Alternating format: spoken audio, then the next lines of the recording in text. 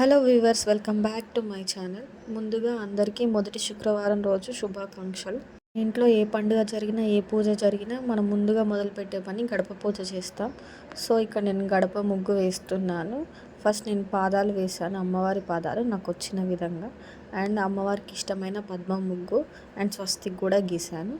ఈసారి శ్రావణ మాసం 5 శుక్రవారాలు వచ్చాయండి. వీలైన రోజున మీకు నచ్చిన విధంగా మీ శక్తి కొలది పూజ చేస్తూ హ్యాపీగా ఉండండి. మనం అమ్మవారికి ఇది చేయలేకపోతున్నాం, ఇది పెట్టలేకపోతున్నాం అని ఏది అనుకోకండి. మనం శక్తి కొలది మనం భక్తి శ్రద్ధలతో ఉంటే అమ్మవారు మొత్తం సంతోషిస్తుంది. ఏదైనా సరే ఈరోజు తక్కువైనా పర్లేదు, నెక్స్ట్ టైం ఇంకా మంచిగా చేద్దాం అనుకోండి.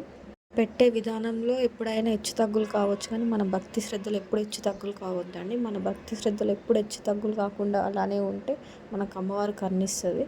మనం పెట్టే విధానంలో ఈసారి తక్కువ అయి ఉండొచ్చు, రేపు ఎక్కువ అయి ఉండొచ్చు. ఆ విషయంలో అమ్మవారు ఎప్పుడు అన్యాయం చేయదు. నేను ఈ ముగ్గు వేసేటప్పుడు చాలా అంటే చాలా గాలి వీసిందండి, కానీ గడపకైతే బాగానే వచ్చింది. కానీ ఇంటి ముందు వేసేటప్పుడు కొద్దిగా చిన్నగా వేసాను. ఇక గాలి వీస్తుంది, ఆయన పూజకు టైం అవుతుందని ఆయన బయటికి వెళ్ళేది ఉండే. నేను అందుకోసమే త్వరగా ముగ్గు వేసి పూజ చేసుకోవడానికి వెళ్ళాను.